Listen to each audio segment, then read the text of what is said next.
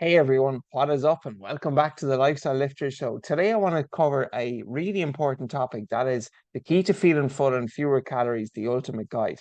So I've been dieting effectively for the last 6 odd months, I would say, at this stage. And I'm finally transitioning into a lean bulking phase, which I'm very, very excited about.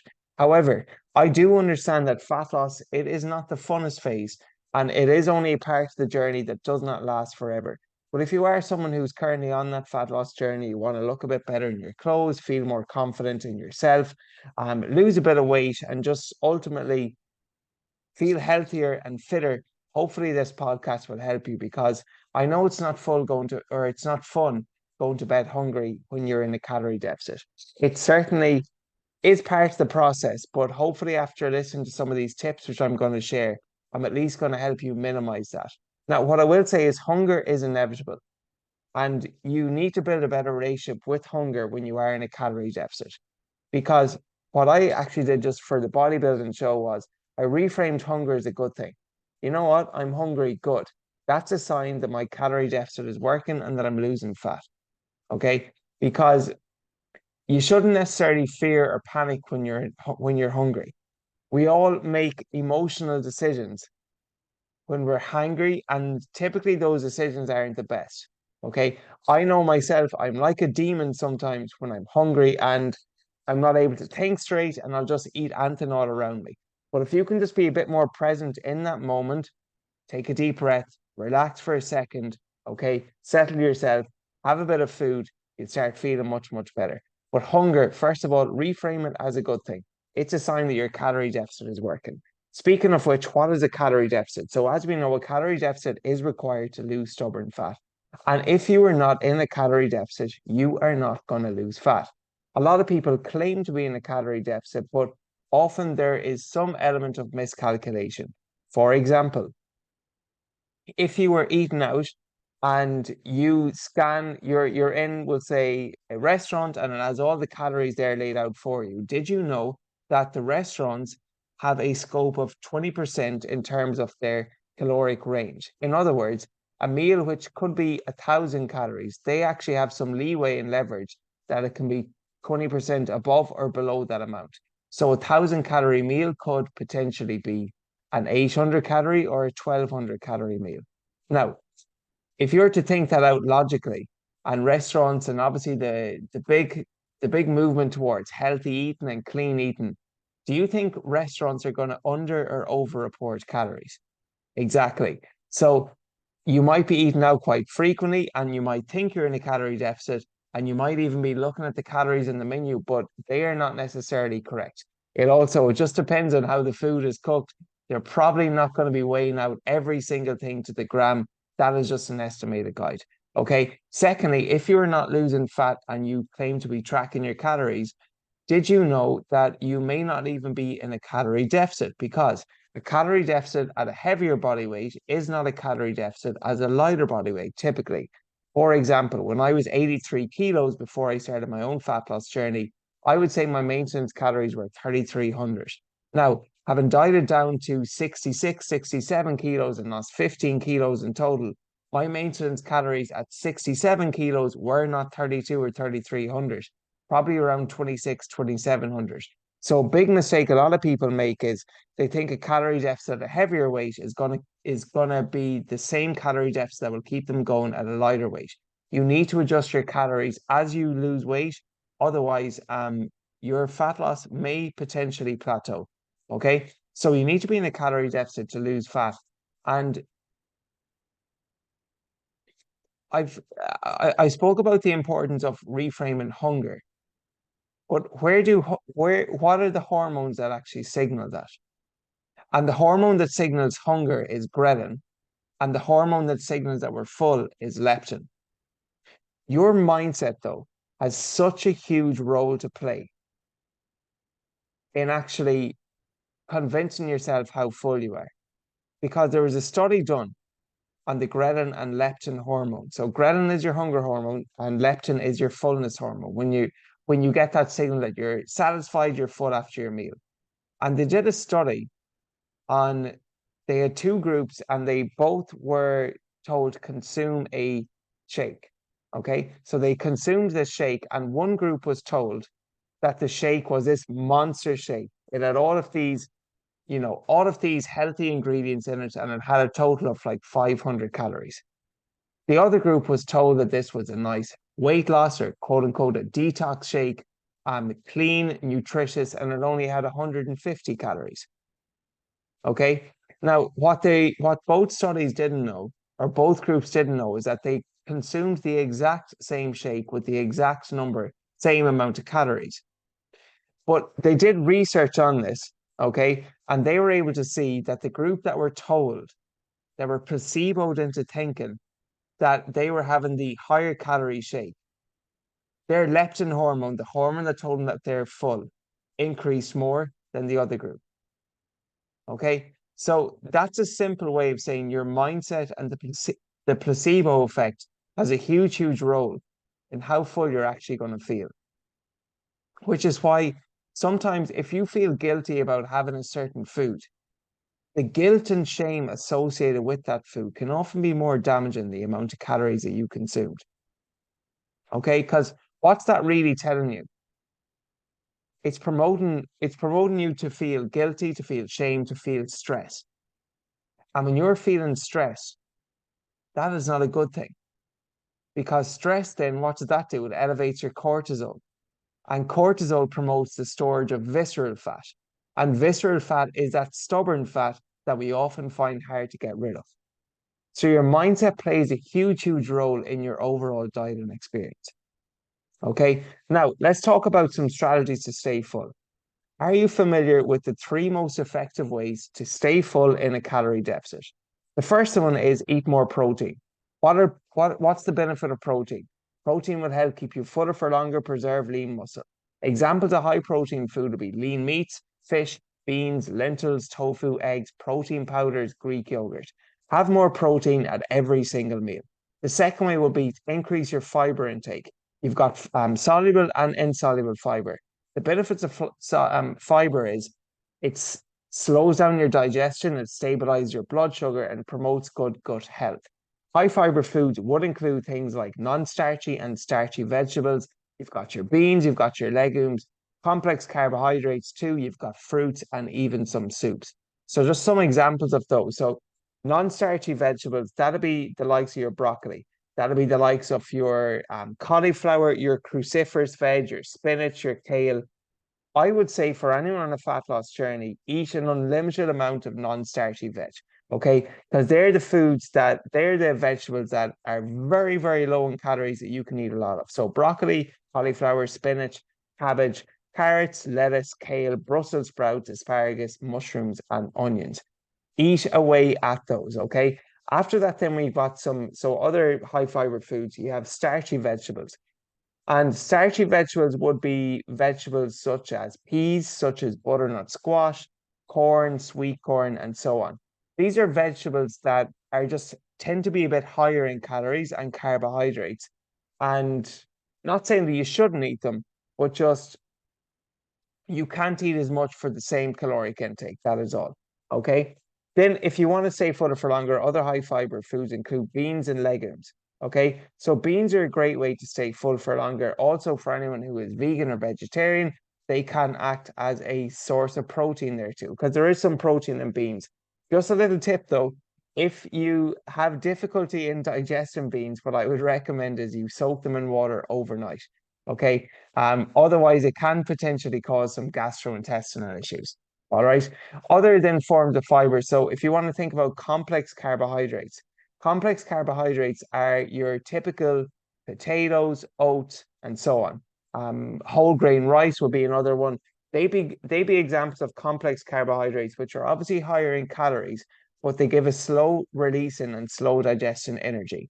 Now, did you know that of all of the carbohydrates out there, okay, boiled white potatoes ranked highest in the satiety index? In other words, of all the carbohydrates that you can eat, white potatoes boiled will keep you the fullest for longer. Okay. So for anyone that says that, potatoes do not have a role to play in weight loss, they are wrong because again, the goal should be to eat as much food as possible while staying within your calorie deficit. And white potatoes, if you're having some carbohydrates there, they are a great way to help keep you fuller for longer. Okay, oats are another food which I really, really enjoy. Sweet potatoes are very, very good as well, I find personally, just to help keep me fuller for longer. Okay, and then finally, the third way is, of course, hydration. How often do we mistake being hungry with just being dehydrated? Okay, and water is super, super important just to help keep us fuller for longer. So some simple strategies that you can implement there with water would be drink a glass of water before every meal. Have we'll say water first thing in the morning, bring some water with you to the gym and always go around. Never leave your house if you're traveling without a bottle of water. Whether that's in the car, whether it's walking around, always have access to water. It's going to just help keep you fuller for longer and stay hydrated. Okay. So protein at every meal, that's obviously important. Fiber at every meal, I mentioned, so non-starchy, starchy, beans, legumes, complex carbohydrates, you've got your fruits, and then soups are just fantastic, I find, to blend it all together. Like you can make a real, real good soup there by just combining a lot of vegetables together and putting them all in one hearty, helpful soup. I also, if you are buying soup out, there's a lot of different brands out there. I'm not a big fan of the likes of Cully and Sully and some other ones, but Avonmore have a very good soup for anyone listening in Ireland, and it's 100-calorie soup. And 100 calories for 400 mils of soup, it's a pretty decent trade-off there. So that is actually a fantastic way if you were to combine one of my clients, Gav, he works on the go and he likes to have a soup every day.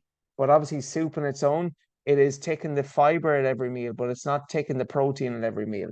So what Gav does is he just gets a cooked chicken breast and he set up alongside it, breaks it up, puts it into a soup, and that's his lunch there. Nice, quick, and convenient. Heats it up in the microwave. It's done in 5 minutes, and he's on the go again. All right. So soups are a nice way just to combine everything all in one. When it comes to fruit, then, so I would particularly recommend fruits that are higher in water or that are lower in calories. So, um, fruits that are higher in water would be things like watermelon, obviously a very, very good one, and melon there. And then fruits that are lower in calories, berries in particular. So strawberries, raspberries, blueberries, all of blackberries, very, very good foods there because they have a very, very good calorie to carbohydrate ratio. All right. So they're quite low in calories and they're foods that you can eat a lot of.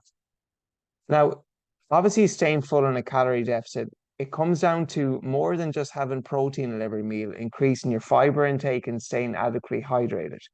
For anyone who doesn't know how much water you should be drinking, what I would give a recommended guidance would be take your body weight in kilos and multiply that by in the range of 30 to 50.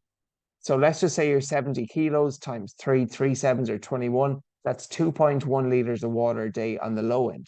On the high end, 5 sevens or 35, 3.5 liters. Okay. In that range, that's like a general good guideline. All right. But then the more of these fiber rich foods that you eat, they would actually contribute to your hydration levels. Now, key sustain full in a calorie deficit, though, as I said, it's more than just the protein, the fiber, and the hydration. Mindful eating is really important too. And just being present, the importance of focusing on the meal. There's an old saying that you should chew your food for up to 20 chews. That, you should leave the knife and fork down and just focus on the experience.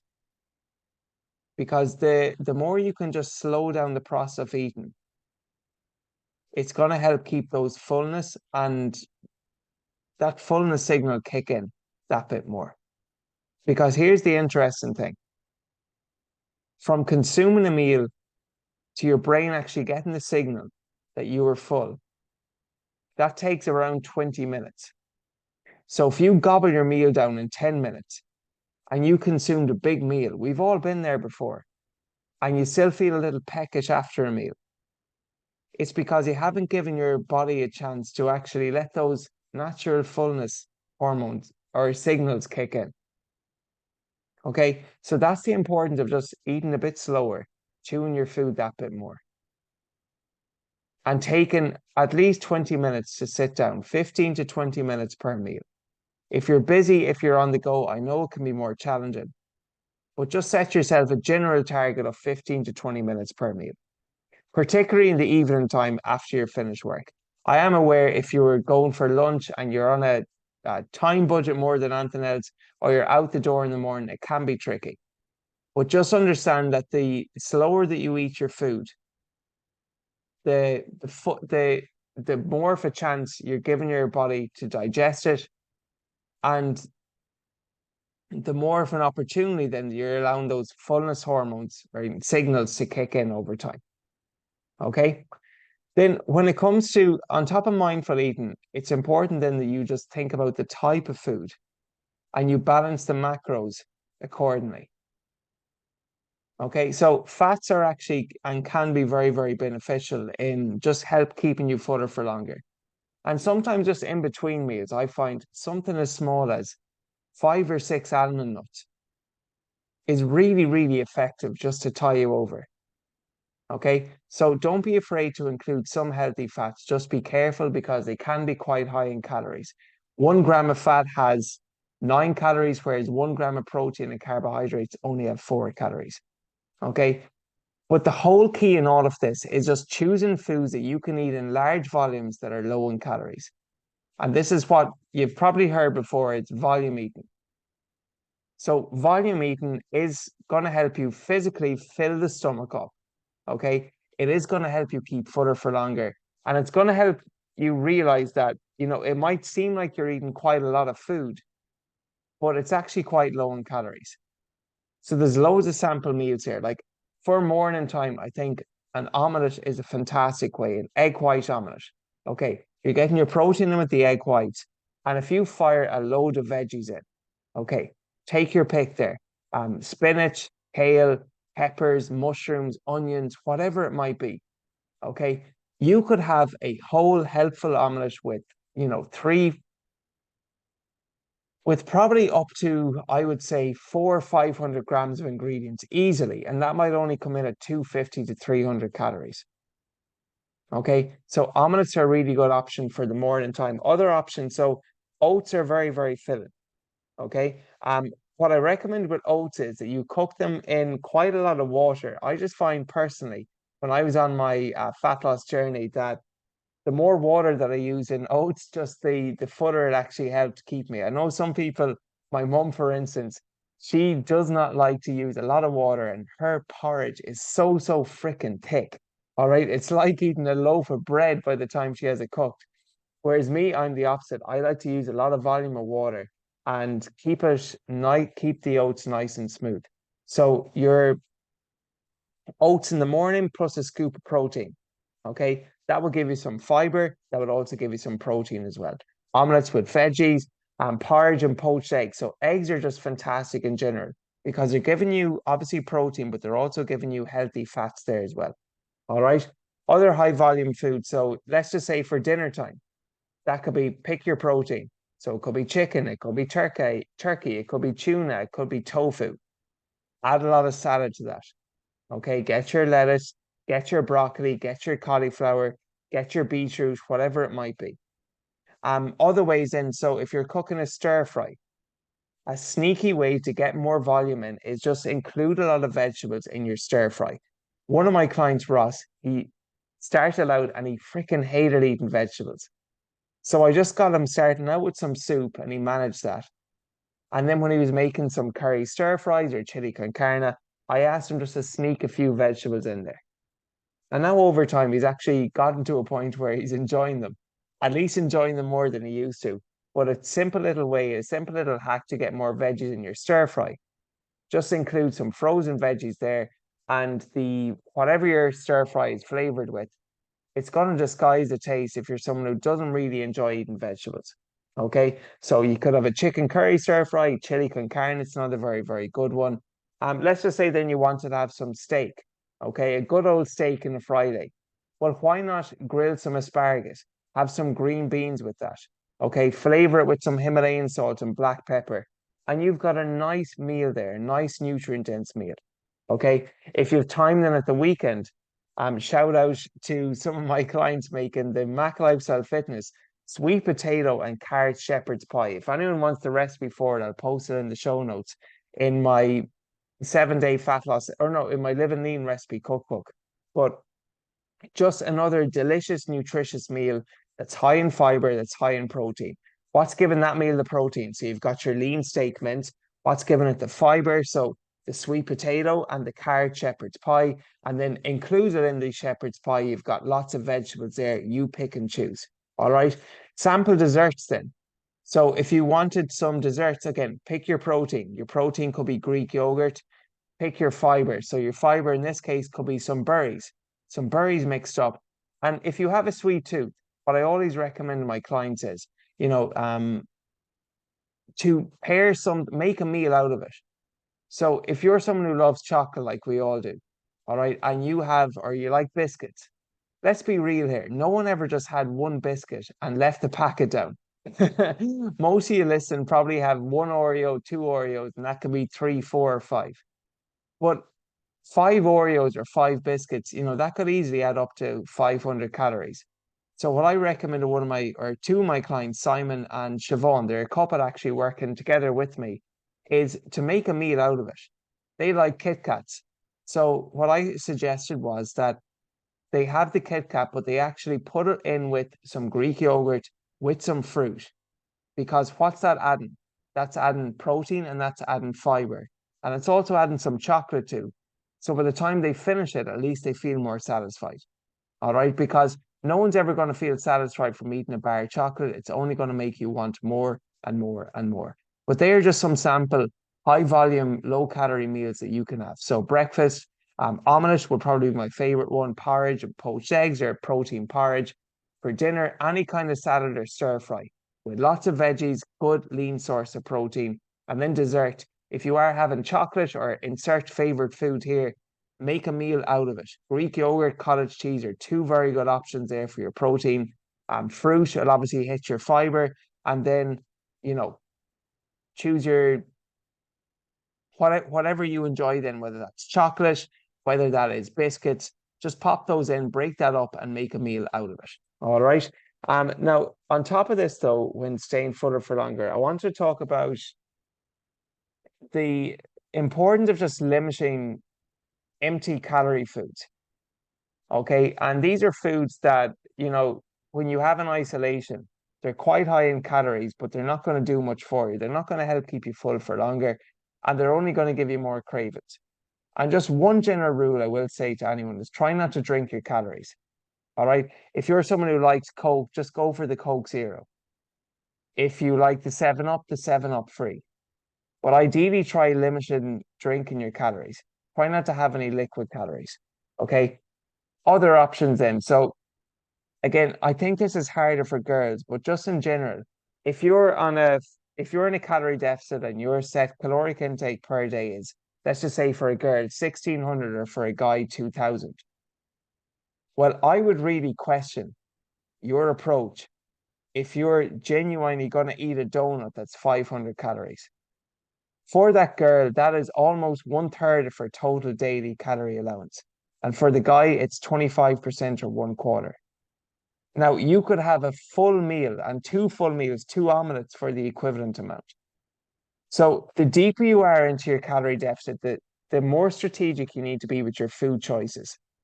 And that is why I would try to limit hyperpalatable foods. Okay. And that is your biscuits, that's your chocolates, that's your donuts. That are all of these foods that I know they're tasty, they are delicious, but you're also being marketed to, and they're being made with your intention of wanting to eat more and more and more. So if you are going to have them, keep them to at least the 20% of your calories and make a meal out of them, as I spoke about there. So you are not tempted to go back for seconds or thirds. Also, then, there's not just the importance of limiting foods which are empty in calories, but also your mindset, which I spoke about earlier, is important. And there's some psychological aspects of hunger you need to understand because there's physical hunger and there's emotional hunger. Physical hunger is where you're genuinely, your tummy is rumbling, you are hungry. But emotional hunger also known as emotional eating, you know, there that's different. And that might be you've had a stressful day at work. That might be that something just happened to you that threw you off your schedule. Or it could just be a case you're feeling angry, you're feeling lonely, you're feeling tired. And you turn to food when you're feeling in this low energy state to make yourself feel better. So one of my clients, she has struggled with binge and emotional eating in the past. And this was as a result of, I won't name her now, but she was just going through a tough time with a breakup. And she had some good days and she had some bad days. But what she noticed was obviously on the days where it got more challenging, that she did turn to food as her coping mechanism. And that was just an underlying issue that she'd been dealing with the past couple of months. So just one suggestion that I gave her, change your state. Change your state. So what I suggested was when you're tempted to go for the bowl of Cocoa Pops or whether it's the bar chocolate or the donuts, change your state by just doing 50 jumping jacks. Genuinely. You see Tony Robbins before he steps on stage. What does he do? He does 20 pogo jumps. Why does he do that? It elevates his state. It puts him in a better mood. You tell me that you're not going to feel differently after doing 50 jumping jacks than before, or high knees for 50 reps, or just do something. I don't like burpees, but do 5 burpees, do something. And when you change your state, you're going to change how you feel instantly. And now you're transitioning out of that low energy state into a higher and better energy state. And it's going to make you question what you're about to do. Is this giving me short-term gratification or long-term gain? And that's just what I recommended. Change your state when you're in that low energy, when you have that low energy state and you're not feeling good. You're hungry, you're angry, you're lonely, you're tired, you want to binge eat, you want to eat all around you. Just get some movement in, or even leave the house and go for a walk, or put on a bit of music, put on a song that makes you feel good. Because by changing your state, you're instantly going to change your actions. And that's going to make you feel better. And that could, stop and prevent you from binge eating. All right. And just finally then, some other tips and tricks before I wrap this podcast up. So the importance of planning and preparation. Every week when I'm doing my client check-ins with my clients, I always remind them repetition is the mother of skill. Never go to bed that night without knowing what you're going to eat the following day. Always have tomorrow planned out in advance of what you're going to eat. A simple little route. Okay. Here's how I personally meal prep. So I've done a podcast on this before. I am a creature of just consistency. I'm not a big variety guy. I was talking to Brian Kane at the event, actually. It was funny. He said something similar. He eats purely for performance and for fuel rather than wholly out of satisfaction. Whereas there is another foodie there at a fitness event I was recently at, and she's all about foods tasting, delicious, nutritious, and like really, really just enjoying the experience of a meal. Okay. Brian said he's on a 1 of the scale that it doesn't really matter to him at all. She's probably on a 10 in that, the experience, the taste, everything, it's really, really important to her.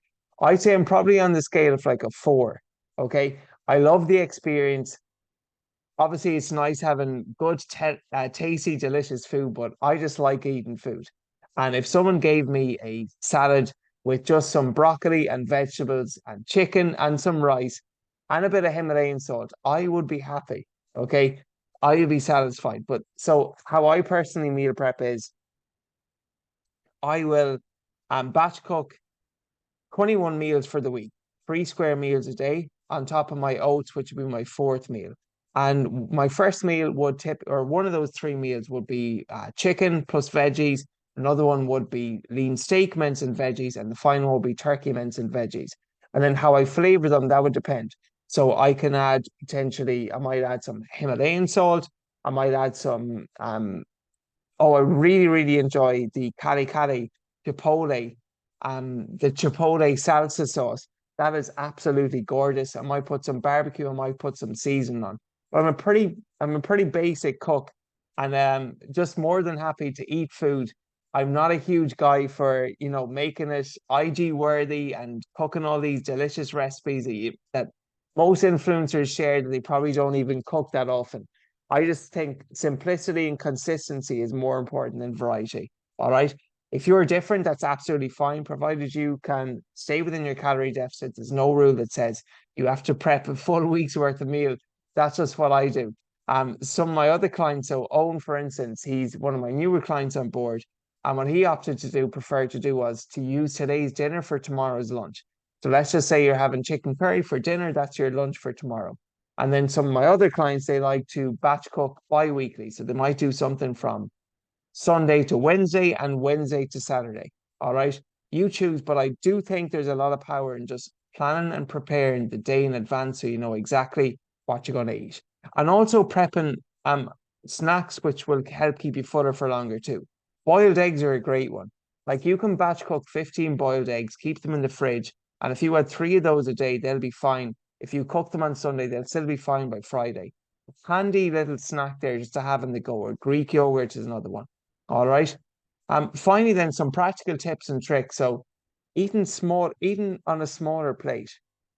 Okay, again, just going back to your mindset, psychologically, it looks like you're eating a lot of food, but just by packing on a smaller plate, you're tricking your brain there, and that's important too. Um, Avoiding distractions while you're eating. Okay, there's a reason it's so freaking easy to eat a full bag of popcorn in the cinema and eat a full bag of minstrels on top of it or M&Ms because you're not present at all when you're eating. You're just watching the movie. So be present, okay? Chew your food, what I did say. Food environment is also huge. If a food is in your house, sooner or later it's going to be eaten. And there's a reason I don't buy granola, chocolate coated granola, for this reason, okay? There's some foods that I can take in moderation. Chocolate is actually one, but cereal is just something I struggle with. The minute I finish a bowl of cereal, my urge and instant desire is to get the second, especially when the milk at the end, the chocolate milk, if you're having like chocolate granola, it tastes so good. It always makes me want to come back for more. So I know that that's my weakness. So I just don't bring it into the house. And for some people, if you find it hard with balance and moderation with some foods, don't buy them. Like people who give themselves into Alcohol Anonymous, you don't hear the instructors say, "Oh, just have a small bit of alcohol here and there and include it into it." No, it's complete elimination. And you might need to do that with certain foods, or at least do not buy them if you just struggle with moderation with them. Chocolate granola is one for me. Okay, so food environment is huge. And just some other tips as well when eating in a calorie deficit. So a tip that I would give, and I would have followed myself, particularly the bodybuilding, was just set an eating window. And I would have condensed my eating window to probably 8 hours when my calories were super low. So what I would have done is I would have fasted in the morning, had coffee and water to tie me over, trained fasted, and by the time I finished training and complete a bit of work, it would nearly be midday.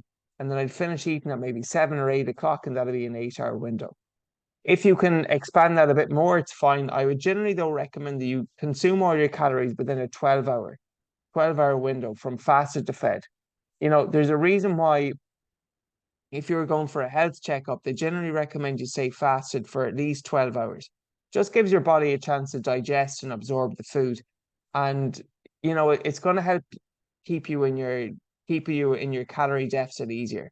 Because if you're eating 2,000 calories a day over, we'll say, a 10-hour period versus a 15-hour period, you've got 5 extra hours there to play around with. Whereas with the 10-hour period, it's condensed that bit more. So you might not eat for the first 2 hours and the final 2 hours of the day.